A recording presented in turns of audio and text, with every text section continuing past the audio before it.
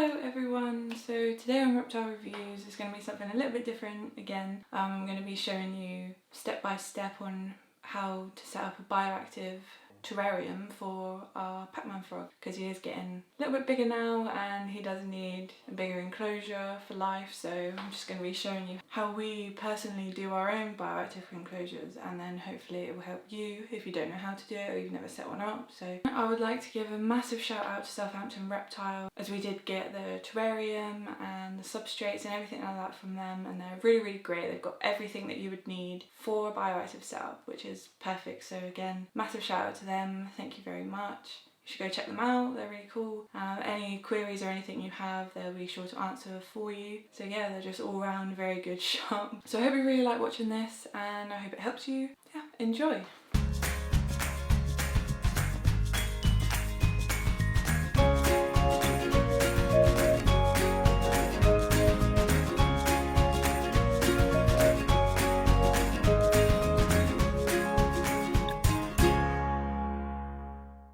So this is actually the enclosure that we got for our Pac-Man frog, as he is getting a little bit bigger now. And it's a 60-45 by 30, and it's absolutely perfect for him as it's low, because he's not arboreal, so he won't be climbing up anything, and it'll do him for life in this size enclosure.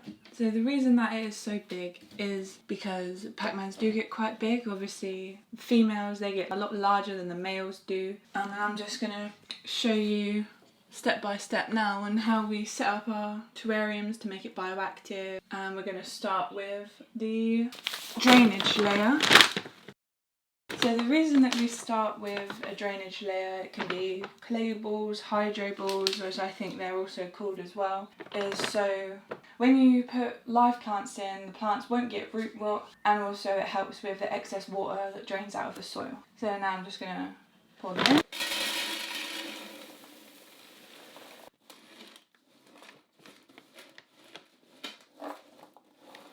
So you want about 1.5 inches, 2 inches thick of the drainage layer. Obviously you want to make it nice and even so everything is nice and flat. So the reason that you want the drainage layer to be nice and even is because if there is an excess water level coming up, if one side's thicker than the other side, the lower sides, obviously the soil's going to get all soggy and everything, and then the higher side's going to stay dry. So you do want it to be nice and even so you can see where the water is actually coming up to.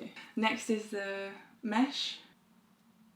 And this is just the pre-made mesh from Exoterra. You can actually get loads of different hydro fleeces or drainage mesh or whatever, but we're just lazy, so we use the ones that are already made. Put the mesh in. It doesn't matter if it curls up the sides, you actually would rather have it a little bit longer, just so the soil doesn't actually reach down to the hydro layer. The mesh is for the soil not being able to touch the hydro layer, because then you will get root rot and mould and humidity problems. So next, obviously going to add the soil. So obviously there is loads of substrates out there, but you do want to use one like the forest one because it does hold moisture better and it helps to keep the humidity a lot better, which is what you want for the frogs.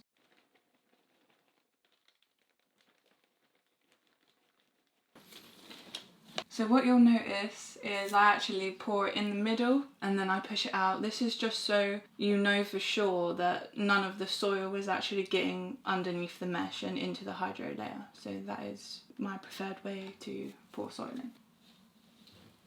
So with Pac-Man frogs, obviously you want quite a thick layer of soil, as they do like to bury themselves in the soil throughout the day. So depending on how big your frog is, you would want the soil to be as deep as your frog so they can actually bury themselves. So obviously you do want the soil to be thick enough, but what you don't want is for it to be as high as the vent. So what I do is I always just put the soil just right underneath the vent, just so I know that it is deep enough and thick enough so it will hold enough moisture for the animal. There is also no reason why you can't make the soil level higher at the back if you are struggling with depth as to where the vents are, and especially if you're putting like bigger plants in or whatever that need a bigger, like a deeper substrate for the roots and everything, you can go a lot higher at the back. Make sure it is under there and just go at a nice elevated slope. So obviously with having a bioactive setup and everything, you can't just use any stones or anything like that. They have to specifically be like the clay hydro balls, because they have like holes in the balls that allow the water to drain through them. And with the mesh, it is actually called like hydro drain if you search it up on the internet or anything, and it is a mesh or the fleece specifically made for the drainage of the water from the soil. And with the forest soil, we use it because it has these bits of moss in it, but everything in the soil, like the moss and everything, helps to add and hold that moisture and humidity even better than just like a standard soil. So that is why it is the optimum soil to use for this kind of setup for a Pac-Man frog. So next what I'm going to do is add some springtails. You'll actually see how we keep our springtails in our other video on keeping and gut loading our insects to feed our animals with. But all you want to do with these is just take a good handful and just sort of spread them about. Obviously, because this is a bigger enclosure, I will be taking more than just a handful, and the frog does make a lot of waste. But you need the springtails for a bioactive enclosure, or like isopods, like wood lice or anything like that, because they eat all of the bacteria and everything. Like if it starts to grow mold, they'll eat the mold. They eat all the waste that is from your reptiles or your animals.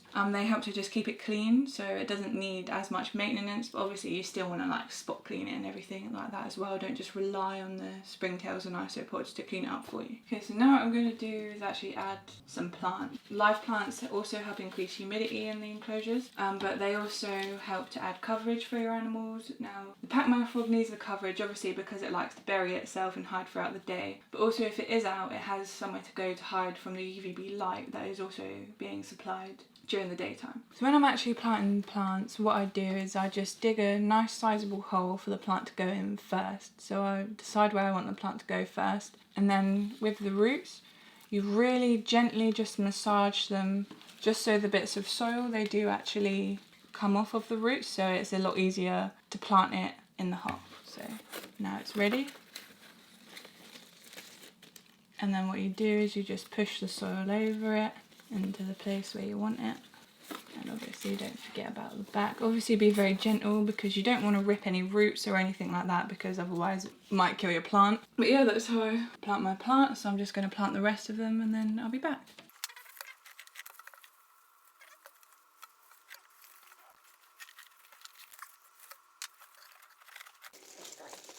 Now the reason why we've picked devil's ivy, these plants, is what they're called. These plants, they are climbers, but because they have nothing to climb on, they will just grow and spread just like a bush, so it'll give more ground coverage. So now I'm going to put the bowl in. I brought an extra large Exoterra water bowl, just because the Pac-Man frog is so big, it will need a larger surface area of water if it wants to go in it to bathe or whatever it wants to do. So what I'm going to do with it is just find a nice place to put it, and then you do just sort of want to dig it out, just so they don't have to jump so high if they can't get in it or get out, so you do want to dig it a bit further into the soil. That is actually it for inside his enclosure. It's not really the prettiest of enclosures or the best looking one or anything, but it is very practical for the frog. So obviously he's got all of his essentials, his water and the coverage from the UVB if he needs it. So obviously there's no need to put any branches in or anything, because he's not arboreal, so he won't climb. There's not really any point in putting in any pretty plants or anything in there, because if he does decide he wants to have a mooch about, these are pretty bulletproof plants. They're quite hardy and sturdy, so if he does decide he wants to climb on them, he's not really going to damage them or anything. They will still stay how they are. So pretty plants, they'll just get like destroyed in a matter of minutes. So obviously with Pac-Man frogs, you will need some sort of heat for it, because they do like slightly warmer temperatures. With us, obviously, we have our reptile room, which we keep at the heat that's perfect for the reptiles. But if you don't have a reptile room like us, or have any sort of way to heat the room for it, you will definitely need a heat mat. So what I've done is I've just cleaned his water bowl out from the soil. Just fill this up. Obviously it's bottled water, because the water from the tap's got chlorine and bleach in it, so you don't want that, otherwise they'll just soak it up and it'll make them really ill. Fill that up nicely. And then what I'm going to do is just give the plants and the substrate a bit of a spray, just so it's nice and moist and ready for him to go in. So this is where he's going to be. He's only going to be here for about a week until because we have just ordered another rack. So he will only be here for a week, but he will be fine because we've got the underfloor heating, which will keep him nice and heated. But we will be monitoring the temps a lot to see if we need to move him around anywhere. But he should be completely fine here until we get, like I say, the other rack. I've set the UVB up on this side just because I don't want to put the UVB up over everything. Just in case, because if he does want the UVB, he can go there, or if he wants to get away from it, he can come over here. So it's got a nice sort of gradient of where the UVB will actually reach him.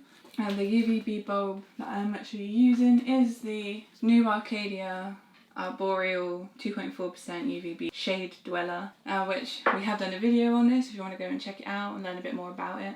And yeah, so it's all ready for him to go in. So this is actually what he's in at the minute. Just a little plastic tub for him to go in. So that is it now. Hopefully this has helped you with your bioactive setups or anything. But yeah, hopefully he's nice and happy in his new big enclosure and he can grow to his heart's content. So I'm just going to feed him a little fruit beetle grub just for being a good boy. I really hope you enjoyed watching this, just me setting up a new enclosure, and if you could please like, subscribe, share it around, I'd be really appreciative of that. And yeah, thank you very much for watching.